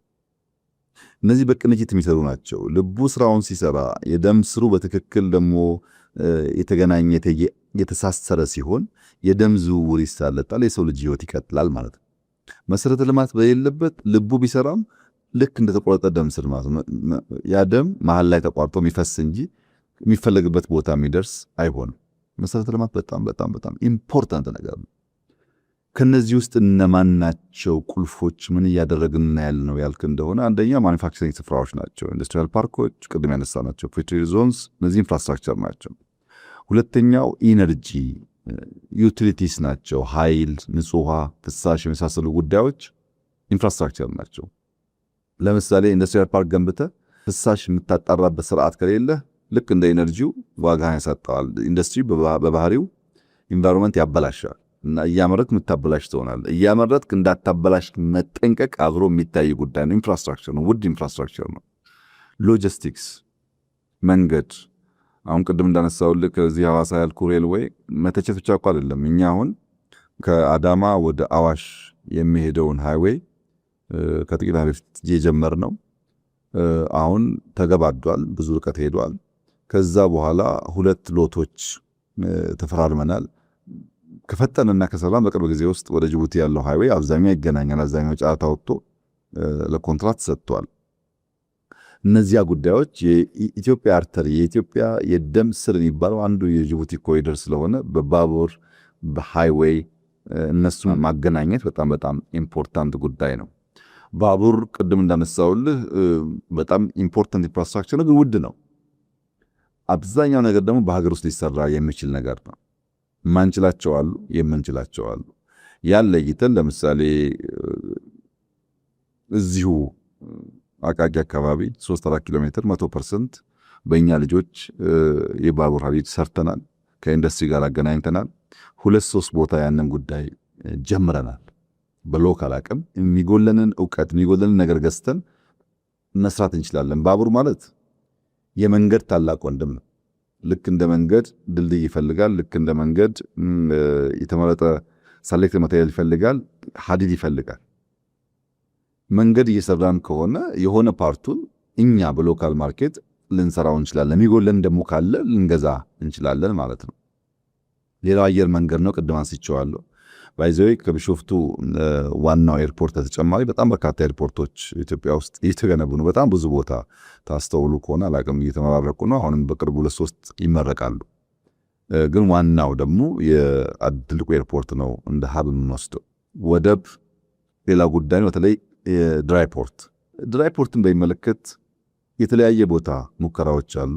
ግን በቅርቡ የዛሬ 2-3 ሳምንት ወይ 1 ወር ገደማ የሞጆ ድራይ ፖርት እናስመርቃለን። ባለፉት 3 ዓመት ተኩል ስንሰራ የቆየንበት ድራይ ፖርት ነው። ይህ ድራይ ፖርት በቀላል ቋንቋ እንዲገባ የጅቡቲና የበርበራ ፖርቶች ተደምረው የእኛን ድራይ ፖርት አያክሉም። በሳይዙ፣ በሚያንቀሳቀሰው የኮንቴነር አቅም፣ በስቶሬጅ ካፓሲቲው፣ በዘመናዊነቱ የጅቡቲም በርበራውን ፖርት ተደምረው አያክሉት። በጣም ትልቅ ፖርት ነው የገነባ ነው።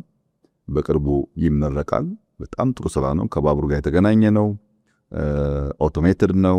ኮንቴነር የምናንቀሳቀስበት አቅማችን ያደገ ነው። በስቶሬጅ ካፓሲቲው በአመት ለፈርቲላይዘር የምናስገባቸው ምርቶች ክሎስ ቱ 25% ስቶር ማድረግ በጣም ትልቅ ስቶሬጅ ካፓሲቲ ያለው ይሄ አቅም ይህንን ማንቀሳቀስ የሚያስችል አቅም ለወደፊት ትልሞቻችንን በእጅጉ የሚያግዝ በሎካል አቅም እነዚህ ትላልቅ ነገሮች ማንቀሳቀስ ከቻል ወደፊት አቅሙ ሲፈጠር በቀላሉ ለመጠቀም ያስችላል። ዲጂታል ኢንፍራስትራክቸር ኢንዱስትሪ ዲጂታል ኢንፍራስትራክቸር በበቂ ከሌለ፣ ፋይበር ኦፕቲክስ ከሌለ፣ ኢንተርኔት ከሌለ፣ ዳታ ከሌለ፣ ዳታ ሴንተር ከሌለ፣ እነዚህ ጉዳዮች ከሌሉ ቅድም እንዳልከው ገበያ ስለሆነ አያስኬድም እና እነዚህም በፋይበር ኦፕቲክስ የማገናኘት ስራ በጣም በስፋት ይሰራል። በተለይ አሁን ደግሞ ፎር ዘ ፈርስት ታይም የናሽናል ሶቨሪን ክላውድ እየገነባን ያለ ነው። እስከዛሬ አልነበረንም። እነዚህ ሁሉ ኢንፍራስትራክቸሮች ኢንዱስትሪውን፣ ንግዱን፣ ኢንፎርሜሽኑን ቀድሞ የመስማቱን ቀድሞ መዘጋጀቱን እና የመድረሱን አቅም በከፍተኛ ደረጃ እያሳደጉ የሚሄዱ ይሆናሉ።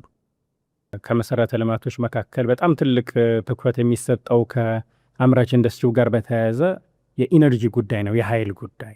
በዚህ ላይ መንግስት እየሰራ ያለው ስራ ምንድን ነው? ከኋላ ያለው አስተሳሰብ ምንድን ነው? በተለይ አማራጮችን ከማብዛት አንጻር እየተሰራበት ያለው ልክ ከምን እሳቤ የተቀዳ ነው? ኃይል ከሌለ ኢንዱስትሪ የለም። የኢንዱስትሪ ምግቡ፣ የኢንዱስትሪ መጠጡ ኃይል ነው። ኃይል ጠጥቶ ኃይል በልቶ ነው የሚያመርተው እና በበቂ ደረጃ ኃይል ማምረት ካልቻልክ ኢንዱስትሪ የለም። የምታመርተው ኃይል ደግሞ ታዳሽ ኃይል መሆን አለበት። አሁን ባለው ትሬንድ ተፈላጊው እሱ ስለሆነ በዚህ ዓመት የኢትዮጵያ ኢንዱስትሪዎች የኢነርጂ ፍላጎታቸው 23% አድጓል። በዚህ ዓመት 23% ተጨማሪ ኢነርጂ ለኢንዱስትሪ ብቻ አውለናል። ይሄን ያክል ምግብ ከተመገበ ይሄን ያክል ፕሮዳክትም ደግሞ አውጥቷል ማለት ነው። ቅድም ቆመዋል ካልኩ ሊሆን ይችላል፣ አዲስ ያገቡት ሊሆን ይችላል። ግን 23% የኢነርጂ እድገት አምጥቷል። ኢትዮጵያ ውስጥ ኢነርጂን በሚመለከት የምንከተለው መንገድ በአብዛኛው ክሊን ኤነርጂ ላይ ነው። ለምሳሌ ህዳሴ ከዚህ ሁሉ ጫና አንድ ብድር ሳናገኝ የሚያግዘን ሳይኖር ዲፕሎማቲክ ጫና እያለ በመከራ መከወን መፈጸም ችለናል። ዋጋ አስከፍሎናል። ብዙ ጭቅጭቆች፣ ብዙ ስድቦች አልፈናል። ግን ፋይናሊ ህዳሴ ሳይሞት ህልው ሆኖ ለኢትዮጵያውያን ኢነርጂ መስጠት እንዲችል በኤክስፖርትም ለኢንዱስትሪ መመገብ እንዲችል ሆኗል። ኮይሻን ብትወስድ ቅድም እንዳነሳው ነው ህዳሴን የሚያክል ኢንዱስትሪ እየሰራን ብድር ሳናገኝ እሱን መጨረስ ሳንችል ኮይሻ መጀመር ትክክል አልነበረም። አንዱን ጨርሳ መጀመሪያ ያለብን ቢኮዝ ብድር አልተገኘባቸውም። በጣም ከፍተኛ የሆነ ሀብት የሚጠይቁ ነገሮች ናቸው። ያም ሆኖ ግን ህዳሴ በተሟላ ጨርሰን ፊታችን ወደ ኮይሻ አዙረናል። ኮይሻ ምናልባት 2 ዓመት ገደማ ሊፈጅብ ይችላል። ከአሁን በኋላ ግድቡ ኦልሞስት እያለቀ ነው። ክሪቲካል ፓርቱ ኤሌክትሮሜካኒካሉ ነው። ከውጭ የሚገባ ስለሆነ ተርባይኑ የውጭ ምንዛኝ ይፈልጋል፣ ማምረቱም ጊዜ ይፈልጋል። 2 ዓመት ተኩል ገደማ ኮይሻም ሙሉ በሙሉ ወደ ስራ ይገባል። በቅርቡ የአይሻን የንፋስ ማምረቻ ኢነርጂ ማምረቻ እንደ አስመረቅ ይታወቃል እና በዚህ 2-3 ሳምንት ያሰላ እንዲሁ ይመረቃል። የዊንድ ፋርም ማለት ነው። ኦፍኮርስ ጂኦተርማል ላይ በፕራይቬት ሴክተር በቱሉ ሞዬና ኮርቤት የጀመርናቸው አሉ። የራሳቸው መንገጫገጭ አላቸው። እኛ እንደያዝናቸው በፈጠነ እየሄዱ አይደለም፣ ግን እነሱም ቢሆኑ ስራ ላይ ናቸው። አማራጭ ኢነርጂ ያስፈልጋለን። ኒውክሌር ላይ እንደጀመርን ይታወቃል። በጣም ጥሩ ሌቭል የደረሰ ጉዳይ ነው። በኒውክሌር ኢነርጂ፣ በሃይድሮ፣ በሶላር፣ በጂኦተርማል፣ በዊንድ ኢትዮጵያ በክሊን ኤነርጂ በጣም ሰፋፊ እድሎች ስላላት አሟጣ መጠቀም ከቻለች በኢንዱስትሪው ክሊን ኤነርጂን በማቅረብ ልትወዳደር የምትችል ሀገር ትሆናለች ማለት ነው። እስካሁን የነበረው ናሬሽን መስተካከል ያለበት ናሬሽን፣ እናንተም የእናንተ ሚዲያ ተደጋጋሚ የሚናገረው ናሬሽን ኢትዮጵያ የውሃ ማማ ናት የሚል ናሬሽን ነው። ኢትዮጵያ የውሃ ማማ መሆኗ ሙሉ በሙሉ ስህተት አይደለም፣ ውሸትም አይደለም። ግን ናሬሽን መገንባት ያለበት ኢትዮጵያ የታዳሽ ኃይል ማማ ናት በሚል መሆን አለበት። ለምንድነው ይህን ጉዳይ የማነሳው? ይሄኛውን ውሃ አትንኩት እናንተ ሲሉ ዝም ብሎ መንገደኛ የሆነ ሀገር ሰዎች ለምን ስትላቸው እናንተ እኮ የውሃ ማማ ናችሁ፣ የውሃ ችግር የለባችሁም፣ ይሄኛውን ብትተውትም አማራጭ አላችሁ። ኢማጂን 60% ኢነርጂ በማያገኝበት ንጹህ ውሃ በማያገኝበት ሀገር የውሃ ማማ ነን እያል ራሳችንን እየሸነገል ከዛ ውሃ ሊገኝ የሚችለው ትሩፋት ሳናገኝ ነው ነው። የውሃ ማማነታችን የሚረጋገጠው የታዳሽ ኃይል ማማ ስንሆን ነው። የውሃ ማማነት የሚረጋገጠው 100% በምግብ ራሳችንን መቻል ስናረጋግጥ ነው። ውሃው ምግብ፣ ውሃው ኢነርጂ፣ ውሃው ህይወት ሲሆን ነው እንጂ ውሃው መሬት ቆፍሮ ሸለቆ ፈጥሮ ንጹህ አፈር እያንከባለለ ስለሄደ የውሃ ማማ ልንባል አንችልም። ባለፉት 1000 ዓመታት የኢትዮጵያ ውሃ ማማነት ብዙ ሸለቆ ፈጠረ። በዛ ሸለቆ ምክንያት ብዙ ድልድይ መገንባት ግዴታ ሆነብን። አሁን ድልድይ ከሌለ ይሄኛው መንደርና ይሄኛው መንደር ሊገናኝ አልቻለም። ትርፋችን እሱ ነው። ወርቁ አፈሩ መጋዙ ነው። ሸለቆ ጉድጓድ መፈጠሩ ነው እንጂ ምግብ አልሆነም፣ ኢነርጂ አልሆነም። ያ ሪሶርስ በበቂ ደረጃ ታዳሽ ኃይል ላይ ውሎ የኢነርጂ ማማ ከሆን የምግብ ማማ ከሆን ያኔ ይሄን ናሬሽን ብትቀጥሉ ችግር የለው። አሁን ግን ለሌሎች ኤክስኪውዝ ነው የሆነው። ሌሎች እናንተ የውሃ ችግር የለባችሁም እየጠማን ንጹህ ውሃ እያጣ ኢነርጂ በበቂ ደረጃ ሳይኖረን ግን ልክ እንዳለ እንድንታሰብ ነው ያደረገንና ኢትዮጵያ የውሃ ማማ ሳይሆን የታዳሽ ኃይል ማማ እንድትሆን፣ ኢትዮጵያ የውሃ ማማ ሳይሆን የምግብ ማማ እንድትሆን ማረጋገጥ መቻል ናሬሽኑን በዛ መገንባት ያለበት ይመስለኛል። እንግዲህ በጣም ትልልቅ ጉዳዮችን ያነሱልን። አሁን ደግሞ የውሃን ጉዳይ ካነሱ አይቀር የሀገራችንን ትልቁን አጀንዳ የባህር በር ጉዳይን ለማንሳት እንገደዳለን። ይሄ የባህር በር ጉዳይ በስፋት ብዙ ነገር እየተባለበት ነው። ግን ከኢንዱስትሪ ጋር በተገናኘ የባህር በር ማጣታችን በአምራች ኢንዱስትሪው ላይ ያሳደረው ጫና ምን ያህል ነው? አሁን እየተደረገ ያለው ጥረት ሲሳካስ ለኢንዱስትሪው በተለይ ለአምራቾች ያለው ትርጉም ምንድን ነው ይላሉ? ለኢትዮጵያ የብልጽግና ጉዞ ኢትዮጵያ ዜጎቿን በበቂ መግባ ራሷን ችላ በዓለም ተወዳድራ የላቀች ሀገር ለመሆን ካሉብን ዋነኛ ማነቆች ትልቁ ችግር ወደብ አልባነት ነው። የባህር በር ጉዳይ ከዚህ ቀደም ስንለው በተገለጠና በሚታይ መንገድ አሁን ባለው ሁኔታ ምን ጫና እንዳለው ምን ችግር እንዳለው ሁሉም ሰው እያየው ይመስለኛል። ኢትዮጵያን የሚያክል ሀገር ከዚያ ሸሽታ ርቃ መኖር የህልውና ጉዳይ ነው ያስባለው ምን እንደሆነ አሁን በግልጽ ማንም ሰው በቀላሉ የሚገነዘበው ይመስለኛል። የባህር በር አልባነት ገመና አልባነት ነው። እኛ ባህል አለን። ባህላችን ቢርበንም ቢጠማንም በችግርም በደስታም ጊዜም ገመናችንም እንሸፍንባቸው ልምምዶች አሉ። ገመና አልባ ያደርግሃል። የባህር በር ከሌለ ገመና አልባ ትሆናለህ። ለምሳሌ የዲጂታልን ጉዳይ በስፋት ቅድም አንስተናል፣ ኢምፖርታንት መሆኑን። የዲጂታል ፋይበር ኦፕቲክስ በውሃ ውስጥ ስለሚሄዱ በአንድ በኩል የናሽናል ክላውድ የተለያየ ሌየር የኢንክሪፕሽን አቅም ኮንፊደንሻሊቲን ለመጠበቅ የሚያስችል መንገድ ያልተሰራበት ሀገር ሲሆን፣ በሌላ መንገድ ሳተላይቱም ፋይበሩም በሌላ ሀገራት የሚያልፍ ሲሆን ዲጂታል ገመና የለውም፣ ዳታ ገመና የለውም፣ ሚስጥር የለም ማለት ነው። ሚስጥር ደግሞ በጊዜ ብዛት ቢፈታም ለሆነ ጊዜ ኮንፊደንሻል መሆን ያለባቸው የሀገር ሚስጥሮች አሉ።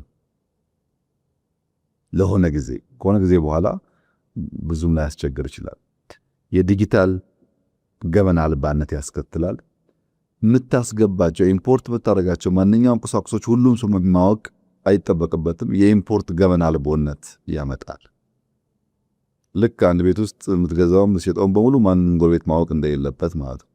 የኤክስፖርት ገበና አልቦነት ያመጣል።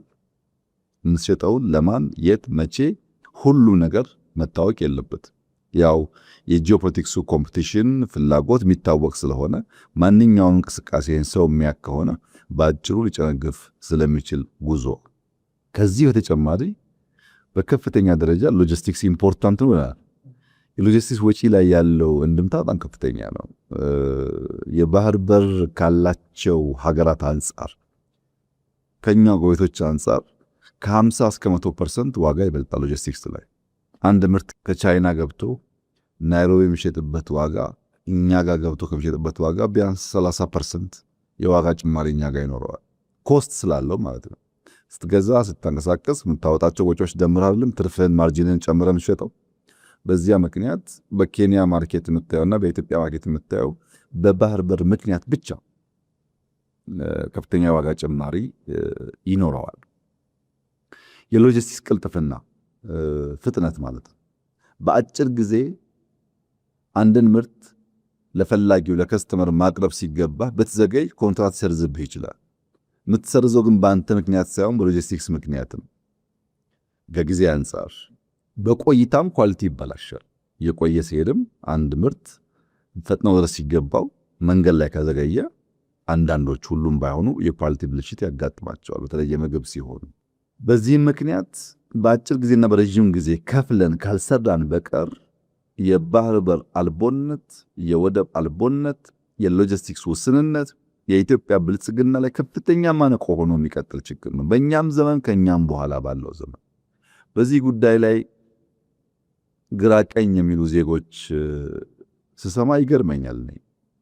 የባህር በር ጉዳይ በጥቅል ሀገር ወይም መንግስት የሚባል ጉዳይ እኮ አይደለም። በአንተና በእኔ ህይወት፣ በእያንዳንዱ ዜጋ ህይወት ላይ በየቀኑ የሚያጋጥም ነገር ነው። ይሄን ልብስ አንድ ሀገር ተመርቶ በቀለለ ትራንስፖርት ገብቶ የሚሸጥበት 50 ብር ከሆነ እኛ በዚህ ጉዳይ ማጣት ምክንያት 70 ብር ይሆንብናል። በለስላሳው፣ በመድኃኒቱ፣ በሁሉም ነገር ታየዋለህ። እያንዳንዱ ዜጋን ኢምፓክት ያደርጋል። ኢትዮጵያን የሚያክል በዓለም 10ኛ ፖፑሌሽን የያዘ በዘመናት መካከል የወደብ አልቦነት ችግር ያልነበረው ሀገር በቀላሉ በንግድ ህግ በንግግር በሰጥቶ መቀበል መርህ ማግኘት ሲቻል ከምጽዋ ጫፍ እስከ ሞቃዲሾ ቀንድ ጫፍ ድረስ 5000 ኪሎ ሜትር በጣም ፕሌንቲ የሆነ ሪሶርስ ያለበት ቦታ ላይ በክፋት ባለመነጋገር በሰጥቶ መቀበል መርህ ባለማመን ኮኤግዚስት ለማድረግ ባለመዘጋጀት አንዳችን ለአንዳችን ጥፋት እንድንሆን በሚያመቻች መንገድ ለመሄድ በማሰብ ብቻ ኢትዮጵያን የባህር በር አልቦ አድርጎ መቀጠል በየትኛውም ዘመን አዋጭ አይደለም። ለእኛ ብቻ ለሰፈራችን ማዋጭ አይደለም። ተነጋግሮ ተመካክሮ ሁሉን አሸናፊ በሚያደርግ መንገድ መፍታት ካልተቻለ በዚህ መንገድ መቀጠል ልክ አሁን እንደምናየው ነው። ለምንድን ነው የሆርሙዝ ስትሪፕን ማስከፈት የዓለም አጀንዳ የሆነው? የቀይ ባህር ቢዘጋ ማስከፈት ከኛ በላይ ለማን አጀንዳ ይሆናል? አሁን ባለው ሁኔታ ውስጥ ዓለማትን ብትወስድ አፍሪካን ብቻ ብትወስድ እንደ ኢስት አፍሪካ ተጎጂ የለም። ኖርዝ አፍሪካ ሀገራት ሁሉም ወደብ ያላቸው መሆናቸው ብቻ ሳይሆን ሜዲተራኒያን ሲ ስለሆነ ለአውሮፓ ቅርብ ስለሆነ ልክ እንደኛ በኢስት በኩል አይደለም ያሉት። ወደ ዌስት ፓርት ብትሄድ ወደ ናይጄሪያ ብትሄድ እኛ የገጠመን ችግር አይደርስባቸውም። ታች ብትወርድ ወደ ሳውዝ ብትሄድ የነሱ ኦሽን ከሬድ ሲ ጋር አንድ አይነት ባለመሆኑ በነሱ ሩት ውስጥ ይሄን ችግር አታይም። እኛ ግን በቀይ ባህርም ይሁን በገልፍ ኦፍ ኤደን በኢራን አካባቢ ያለውም ሰርጥ በቀጥታ ጥቃት የሚደርስብን ሀገር ነው። ይሄን ጥቃት ደግሞ የሚያበራክተው ምንድነው? ያኛው የሩቁ ብቻ ሳይሆን የቅርቡም ችግር ውስጥ የገባ መሆኑና ችግሩን እያየን ለመከላከል እንኳን የኛን ጥቅም ለመጠበቅ እንኳን መሰማማት የማንችል መሆናችን ነው። እና ይህ ጉዳይ በጣም በጣም ክሪቲካል ነው። ጎረቤቶቻችን ማሰብ አለባቸው። ዓለም ማሰብ አለበት። አስቸጋሪ ጉዳይ ነው። እኛ ምን እያደረግን ነው? ከአጭር ጊዜ አንጻር የንግድ ቀጠናዎች ቅድም እንዳነሳሁት በተለይ ጅቡቲና እዚህ ሞጆ አካባቢ በስፋት እየሰራን ነው።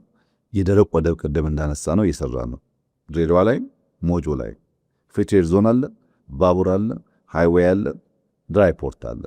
ይሄ ለአጭር ጊዜም ቢሆን ኢምፖርት በምናደርጋቸው ማቴሪያል ላይ ለማቀላጠፍና ዋጋቸውን ለመቀነስ ያግዘናል። እያንዳንዱ ኮንቴነር ከባቡር ብቻ ሳይሆን ሌላ ቦታ ገብቶ ሲወጣ ተጨማሪ ኮስት አለውና ያን ለመቀነስ ያግዘናል። ከረጅም ጊዜ አንጻር ግን ኢትዮጵያ የባህር በር ባለቤት ካልሆነች አታድግም ብቻ ሳይሆን ሰፈሩ አይለወጥም፣ ሰፈሩ ሰላም አያገኝም፣ የዓለም ንግድም ይስተጓጎላል። የዓለም ንግድ እንደ ኢትዮጵያ ባሉ አንከር ሀገሮች ቁጥጥር ስር መዋል የሚገባቸው ኤሪያስ እንደ ኢትዮጵያ ያሉ ትላልቅ አቅም ያላቸው ሀገራት ከጉዳዩ ርቀው ከሄዱ ትናንሽ ሀገራት ያንን ሰርጥ ያንን ወሽመጥ መጠበቅ ስለማይችሉ በእነሱም ጭምር በተቀረውም ዓለም አደጋ ያመጣልና ከረጅም ጊዜ አንጻር የኢትዮጵያ የባህር በር ጉዳይ አለ የማይባል ብዙ ልንጨቃጨቅበት የማይገባ በተቻለ መጠን በሰላም በንግግር በድርድር መሆን ያለበት ግን የግድ መሆን ያለበት ጉዳይ ኢትዮጵያ ከባህር በር ተነጥራ እስከ ወዲያኛው ትኖራለች ብሎ የሚያስብ የቅርብም ይሁን የሩቅ ሰው ካለ እሱ የዋህ ነው። እንደዚያ የሰርቫይቫል ኢሹን ኮምፕሮማይዝ አድርጎ ብልጽግና ማሰብ አይቻልም። መቼ የሚለውን ማሰብ፣ ማስላት፣ መምከር ይጠይቅ ይሆናል። ብዙ መሞከር፣ ብዙ አማራጭ ማየት ይኖርብን ይሆናል። ግን በአጭርና በረጅም ጊዜ ተከፍሎ ሊሰራበት የሚገባ ቁልፍ ጉዳይ ያንን ካልከወን ኢንዱስትሪያችን በምንፈልገው ልክ ተወዳዳሪ ሆኖ በዓለም ማርኬት ላይ አንተ በ10 ብር የምታቀርበውን እኔ በ20 ብር እያቀረብኩ የኔ ማንም ሊገዛልኝ አይችልም። በሁሉም ምርቶቻችን በግብርናውም በኢንዱስትሪውም በዓለም ገበያ እንዳንወዳደር የሚያደርገን አንዱ ችግር ኳሊቲ ነው። እሱም ብናሻሽለው፣ ሁለተኛው ችግር ጊዜ ነው፣ በጊዜ መድረስ ነው። ሶስተኛ ችግር በሎጂስቲክስ ምክንያት ኮስት ነው። እነዚህን ጉዳዮች እየቀረፈን ካልሄድን ተወዳዳሪ መሆን ማደግ አንችልም ማለት ነው እና የባህር በር ጉዳይ ለእያንዳንዱ ዜጋ ለኢትዮጵያን ብልጽግና ለሚያስቡ ዜጋም ላልሆኑ ሰዎች ለቀጠናው ሰላም ለሚያስቡ ለጋራ እድገት ለሚያስቡ ማንኛውም መልካም እሳቤ ላላቸው ሰዎች ሁሉ ኢምፖርታንትና አንገብጋቢ ጉዳይ መሆኑን መገንዘብ በእጅጉ አስፈላጊ ይመስለኛል። መልካም ክቡር ጠቅላይ ሚኒስትር፣ በጣም ሰፋፊ ጉዳዮችን ያነሱልን በጥልቀት። የዛሬው ውይይታችንን ለማጠቃለል ግን የእርሶን ራዕይ ብንሰማ ደስ ይለኛል። በኢንዱስትሪ ላይ የእርሶ ራዕይ ምንድን ነው? ለኢትዮጵያ የኢንዱስትሪያዊነት እድገት በአምራች ኢንዱስትሪ ላይ በዚህ ራዕይ ውስጥ ደግሞ አዲሱ ትውልድና የሀገር ውስጥ ባለሀብት ሚናቸው ምንድን ነው መሆን ያለበት ይላሉ? የእኛ መንግስት ራዕይ ያለውን ስታይ በግልጽ በጽሁፍ አስቀምጧል። ለኢትዮጵያ ብልጽግናን እንመኛለን። ያ ብልጽግና ደግሞ ሊመጣ የሚችለው በእውቀት በትጋት በስራ እንደሆነም እንዲሁ እናምናለን። ኢትዮጵያ የኢንዱስትሪና የቴክኖሎጂ ማዕከል መሆን አለባት። ዜጎቿ ለሀገራቸው፣ ለግላቸው፣ ለቤተሰቦቻቸው ብልጽግና የሚተጉ የሚሰሩ በላባቸው በድካማቸው ውጤት ብልጽግናን የሚያረጋግጡ መሆን አለባቸው ብለን በጽኑ እናምናለን። በጽሁፍ ተገልጿል፣ በንግግር ተገልጿል፣ በስራም እየተገለጠ ይገኛል። ይህን ለማሳካት አንደኛው የኢትዮጵያ ታምርት ንቅናቄን በከፍተኛ ደረጃ ማጠናከር ያስፈልጋል። ኢትዮጵያ ማምረት አለባት። የኢትዮጵያ ዜጎች ማምረት አለባቸው፣ መፍጠር አለባቸው፣ ማምረት አለባቸው። ኢንኩቤሽን ሴንተር እናሰፋለን። ፖስት ኢንኩቤሽን ሴንተር ፓርኮች እናሰፋለን። ኢንዱስትሪያል ፓርኮች በሀገር ውስጥ ዜጎችና ባለሀብቶች እናስፋፋለን። በየቦታው ምርትና ምርታማነት የሚያሳድጉ ስራዎች እንሰራለን። የጀመርነውን የማክሮ ኢኮኖሚ ሪፎርም አጀንዳ አጠናክረን እንቀጥላለን። ወደኋላ ወደፊት ሳንል አጠናክረን በተሟላ ደረጃ ውጤታማ እንዲሆን እንሰራለን።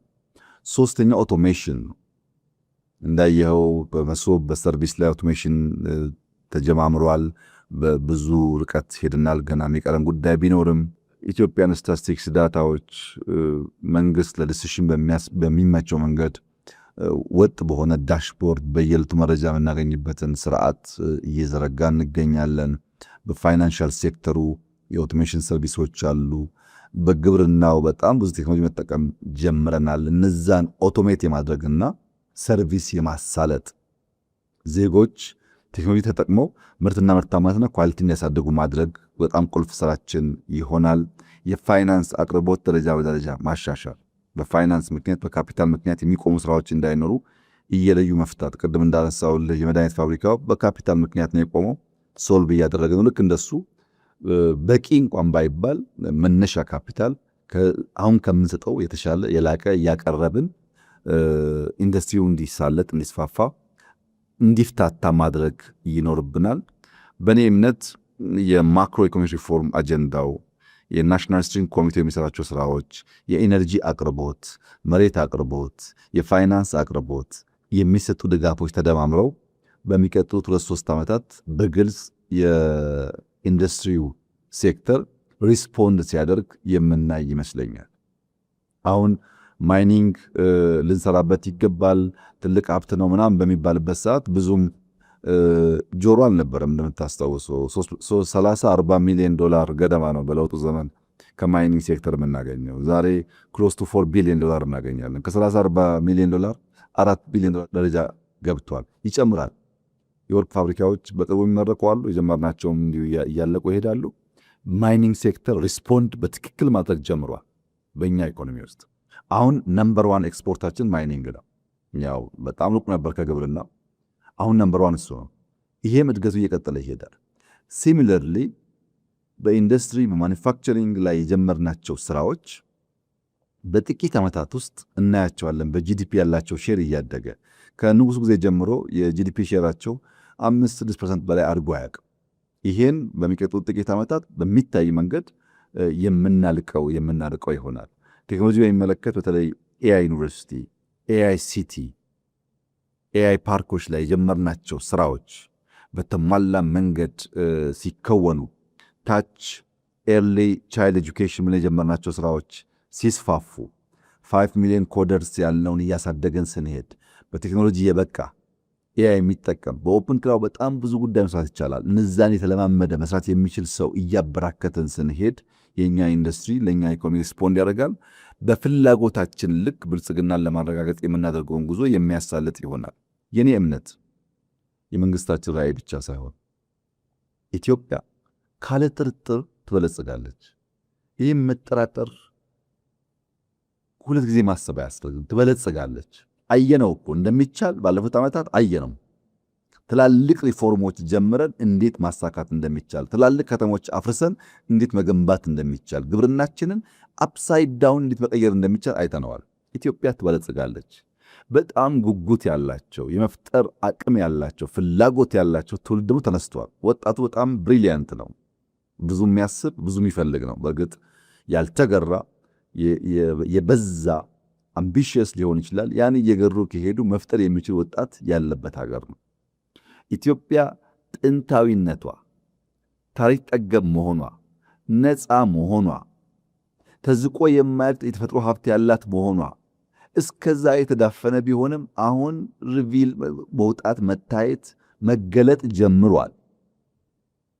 በሁሉም መስክ፣ በቱሪዝሙ፣ በቴክኖሎጂው፣ በኢንዱስትሪው፣ በግብርናው፣ በማይኒንጉ፣ በምንሰራቸው ስራዎች የኢትዮጵያ አቅም በከፍተኛ ደረጃ እያበበ እየወጣ ይሄዳል። ለሚቀጥሉት 10 ዓመታት ምንም ጥርጥር የለውም በአፍሪካ ውስጥ አውራ ሀገር ትሆናለች ኢትዮጵያ።